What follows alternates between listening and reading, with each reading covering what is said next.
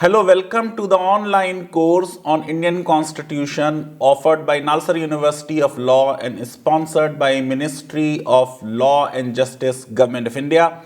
In the last lecture, we talked about Article 21 and 22, that is right to life and personal liberty and rights of people who are arrested.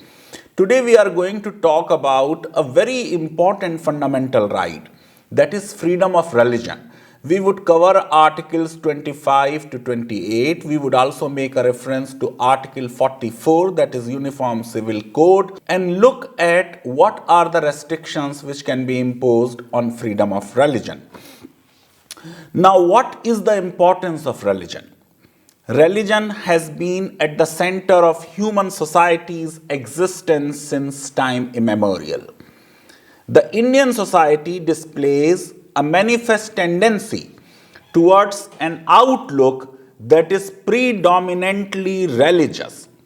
And that is why Sir Harcourt Butler has said the Indians are essentially religious as Europeans are essentially secular. Religion, therefore, is still the alpha and the omega of Indian life. Now, what are the guiding principles of freedom of religion? From where we have got this freedom of religion? The Hindu concept of Sarv Dharm Sambhav, the idea of all religions are true, justifies tolerance and accommodation of distinctive religious identities. The concept of equality or sameness of all religions was inspired by this doctrine, Sarv Dharm Sambhav. Accordingly, no one religion is given preference in India over another religion. Therefore, under Indian Constitution, freedom of religion is premised on the belief that every human being has inherent dignity to explore his or her conscience and pursue the truth. Now, what does freedom of religion achieve? What are the benefits of freedom of religion? If we give freedom of religion, we achieve solidarity. The word used for solidarity in the preamble of Indian Constitution is fraternity. We have already said in our lecture on preamble that we do not talk about fraternity, the idea of concept of brotherhood and sisterhood. Gandhiji was convinced that genuine religion, which to him was a personal affair, in its true, complete, and virtuous form, constructed bridges of solidarity between people. Let religions unite people, not divide people. And this was an important observation coming from our father of nation, because our country was ravaged by partition. Our framers of the Constitution hoped that liberty of belief, faith, and worship would promote fraternity, hoping that it would create conditions ripe for peace and harmony. Is freedom of religion really beneficial for the country? Yes, because religious practice promotes the well-being of individuals, families, and the larger community. It turns out that the practice of religion has a significant effect on the happiness and overall sense of personal well-being. Happy people tend to be more productive and law-abiding. They make good citizens. Religious people are likely to be more honest due to the fear of God. Of course, some religious fanatics are also corrupt and do indulge in all kinds of immoral things. The word dharma under our ancient culture means righteousness. What is religion, therefore? Religion to us is to do right. It is to serve humanity. What is religion? No precise definition is possible. Professor White had defined religion as what the individual does with his own solitariness Dr. S. Radhakrishna, who was our president, said that religion is the code of ethical rules, and it also means rituals, observances, ceremonies, and modes of worship, which are its outer manifestations. Now, what is the relationship of religion with the state? The kind of relationship a state will have with religion will determine whether we are a theocracy or we are a secular state. Secularism in India, unlike the West, was not aimed at creating a wall of separation between church and state. We Indians do not believe in the two-sword theory that religion and state cannot be together. Taking the American experience as the referent point of secularism, it can be argued that secularism is an alien concept for India, as we did not have similar historical experience where religion and state had been at loggerheads in Europe. Therefore, if you look at our ancient Hindu society, we were largely secular. This word was inserted by the 42nd Amendment in 1976. But simultaneously, we should also remember that we also did not include word God in our preamble. In our discussion on preamble, I talked to you about several constitutions, more than 60 constitutions in the world, which start in the name of God. In India, we rejected this proposal and we said we will not start our constitution in the name of God. What, after all, is secularism? Secularism was presented perhaps as the only option to regulate intergroup behavior due to circumstances of post-partition India. The fear in the framers of Indian Constitution was Pakistan has been created. We are now left with some minorities because majority of Indian Muslims refuse to go to Pakistan. Now, these people should not think that India has now become a state of Hindu majority. And therefore, to assure them that their freedom of religion, their right to worship, their cultural rights will remain protected, the framers of Indian Constitution so drafted our Constitution that even without word secular, we were a secular state. And that's why in 1973, in Keshavanand Bharati case, when word secular was yet not there in the preamble, Supreme Court of India held that secularism is the basic structure of Indian Constitution. So we did not become secular after 1976. We were secular from day one. What kind of secularism, therefore, we have created? Indian state is religion neutral. It respects all religions. It maintains equidistance from all religions. It has no religion of its own, but people are free to follow whatever religion they want to follow. What is freedom of religion under Indian Constitution? Articles 25 to 28 deal with freedom of religion. Article 25 talks of freedom of religion of everyone, individuals' freedom of religion.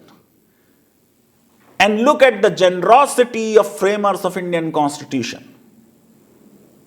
Unlike Article 19 rights which are given only to the citizens, when it comes to freedom of religion, we have given this right even to foreigners. Freedom of conscience has three crucial rights. What are these three crucial rights? Right to profess any religion, right to propagate one's religion, right to practice one's religion. Let us discuss it in some details. What restrictions a state can impose on freedom of religion? I think the very opening words of Article 25 give us an indication that freedom of religion has to operate in a very, very restricted, narrow territory. Unlike other fundamental rights, freedom of religion has been subordinated to public order, health, morality, and other provisions of Part 3, which means all other fundamental rights. No fundamental right has been subordinated to all other fundamental rights except freedom of religion. Because religions are old. We want to create a society which is modern and progressive, which believes in a spirit of inquiry and scientific temper. Therefore, if there is a conflict between right to equality and freedom of religion, right to equality would prevail. If there is a conflict between freedom of speech and freedom of religion, freedom of speech shall prevail. Going forward to the powers state has in respect of freedom of religion, state can, through law, regulate any economic, financial, political, or other secular activity which may be associated with religious practices.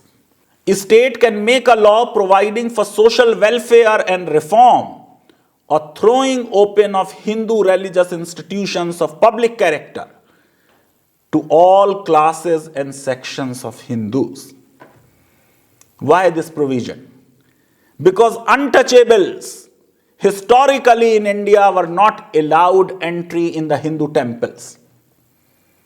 Accordingly, several temple entry laws had to be enacted.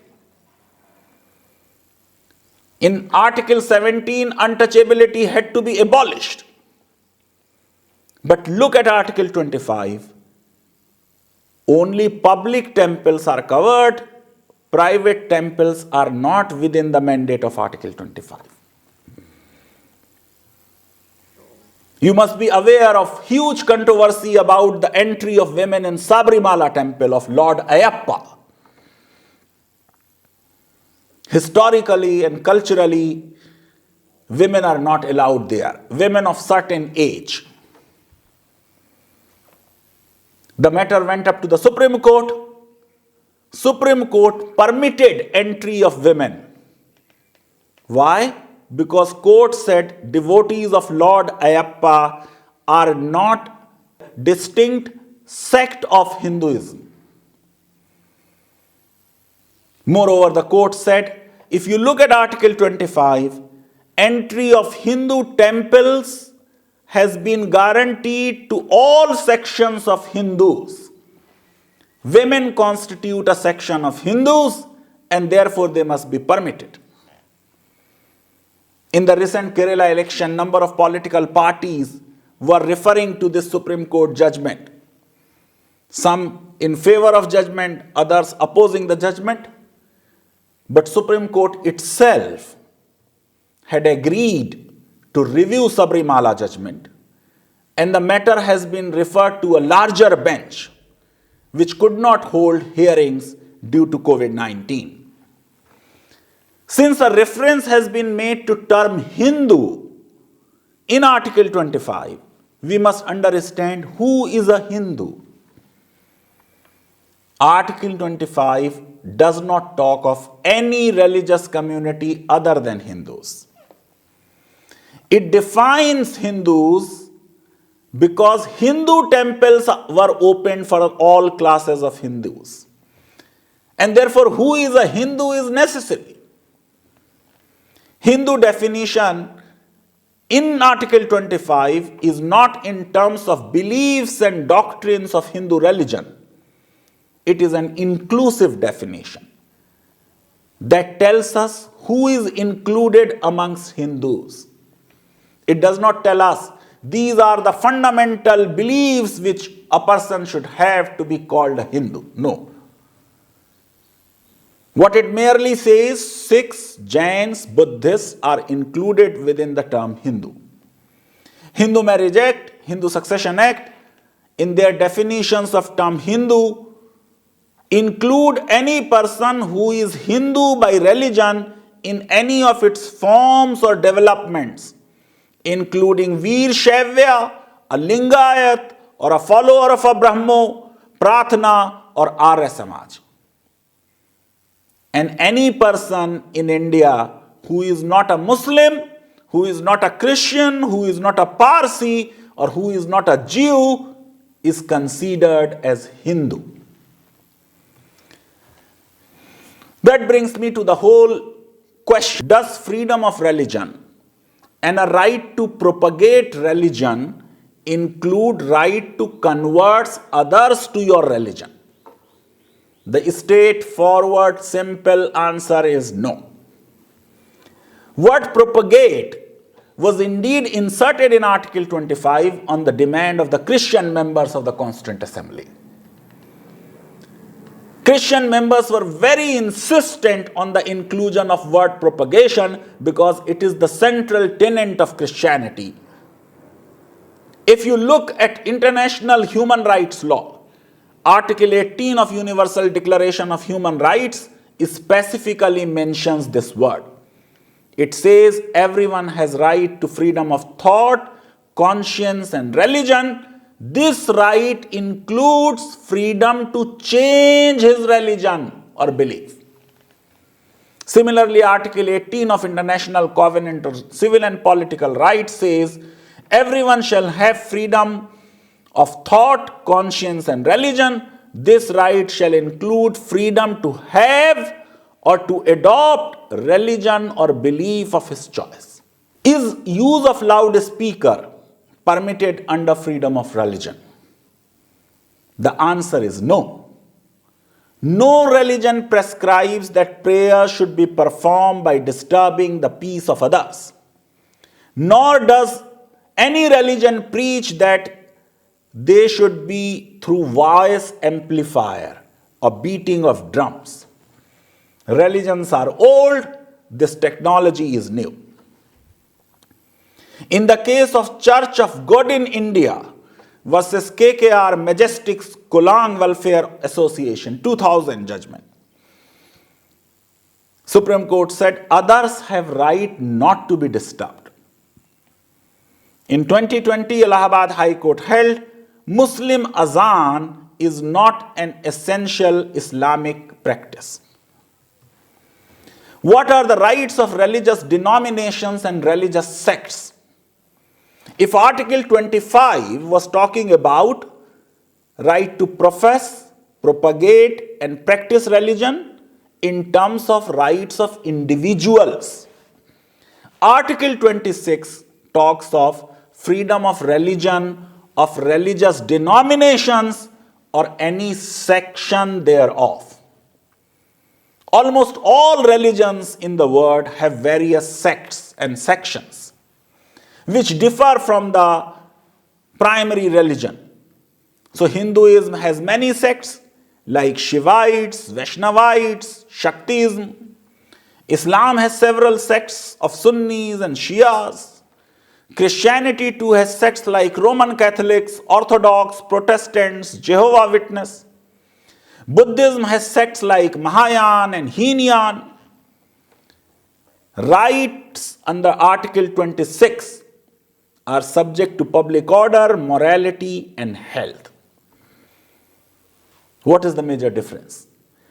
While we were talking of individuals' right to religion, we had subordinated it to all other fundamental rights. When it comes to rights of a religious group, a religious denomination, or any section thereof, it has not been subordinated to other fundamental rights. Article 26 confers following rights. 1. Every religious denomination or any section thereof shall have a right to establish and maintain institutions for religious and charitable purposes. 2. To manage its own affairs in matters of religion. Every religious group has a right to manage its own affairs in matters of religion.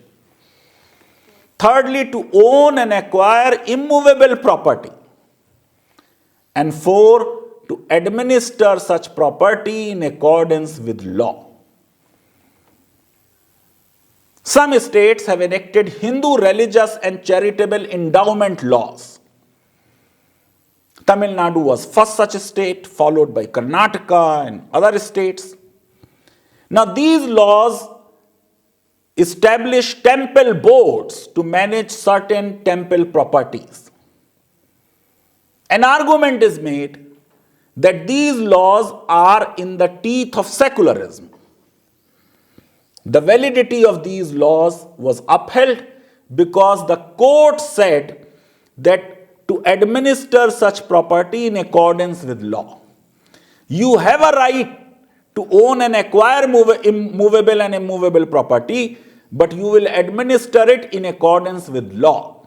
And if there is a law called Hindu Religious and Charitable Endowment Act, then your property is to be administered under that law, in accordance with that law.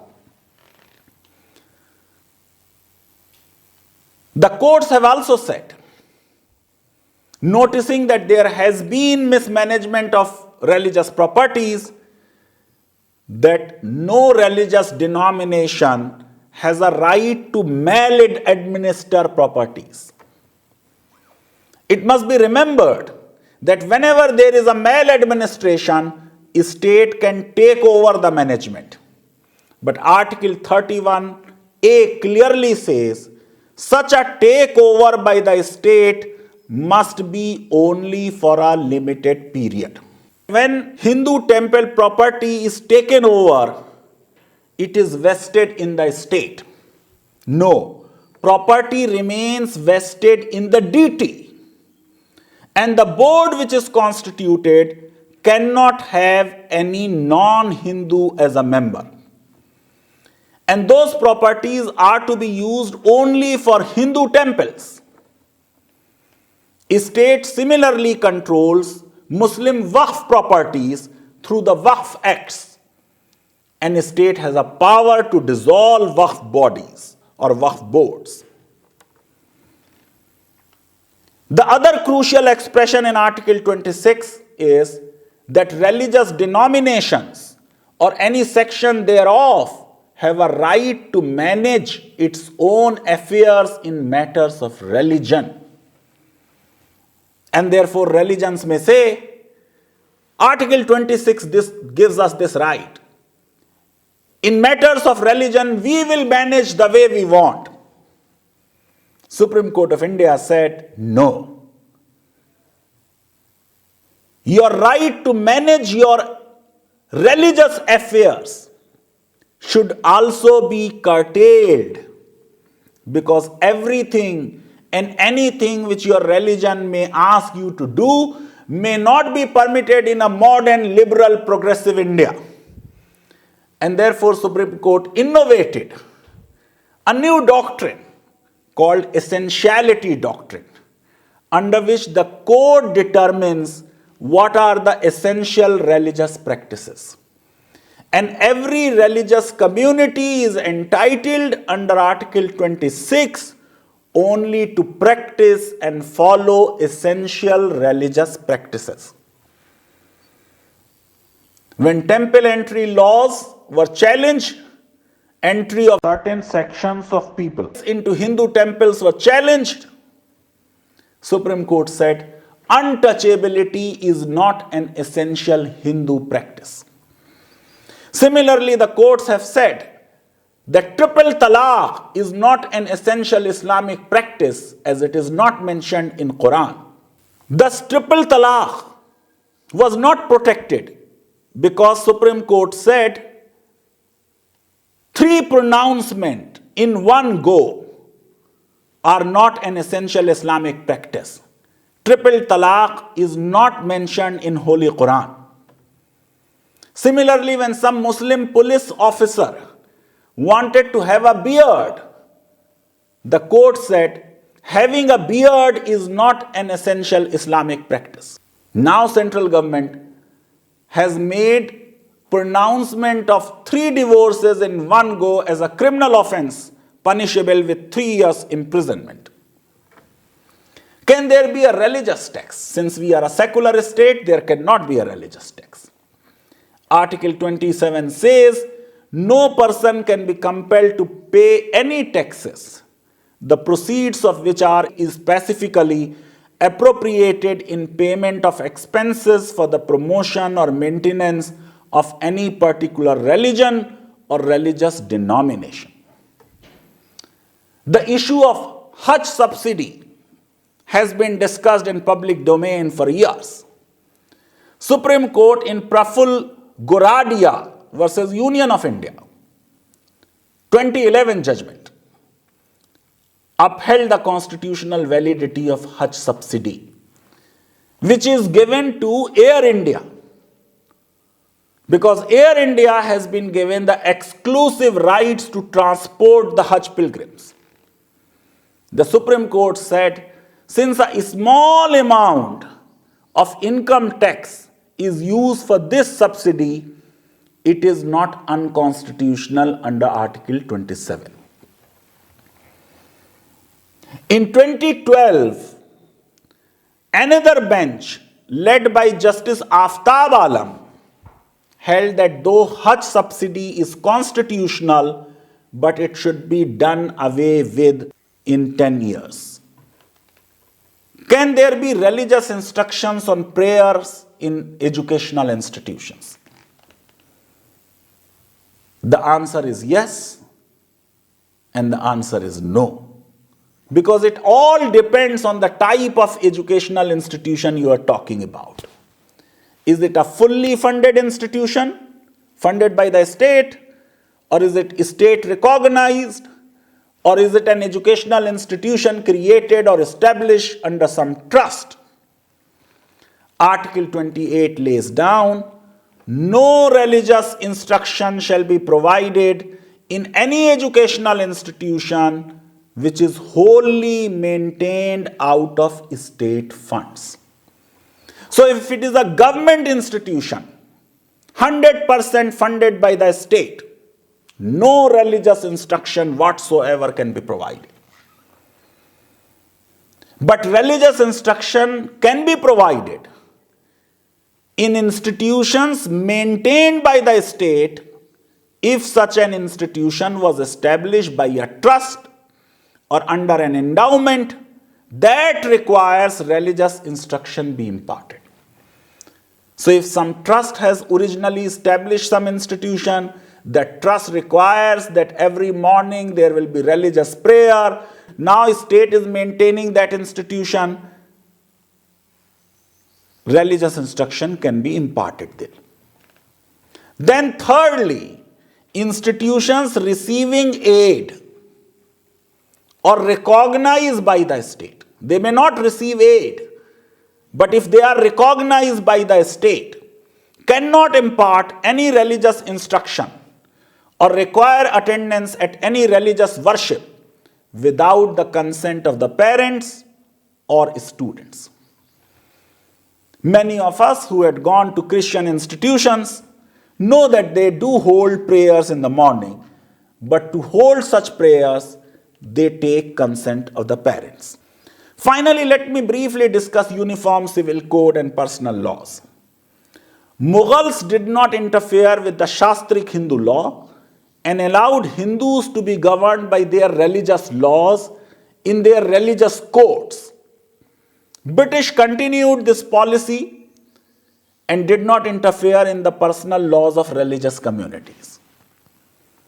But realizing that personal law provisions were arbitrary, were inhuman, British did initiate reforms, and Islamic criminal law was replaced with modern and humane criminal reforms in the form of Indian Penal Code, Code of Criminal Procedure, Indian Evidence Act.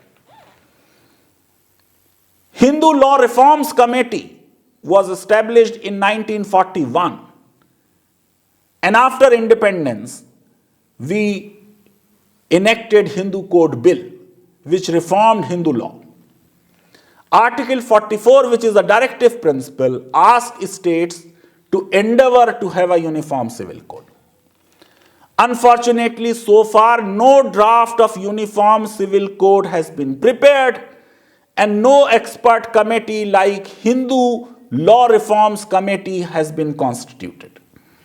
In Triple Talaq judgment, CJI J.S. Keher held that right to follow personal law is part and parcel of freedom of religion. The biggest question is personal law law within the meaning of Article 13? Because if it is law, then if it is contrary to any fundamental right, it is to be struck down.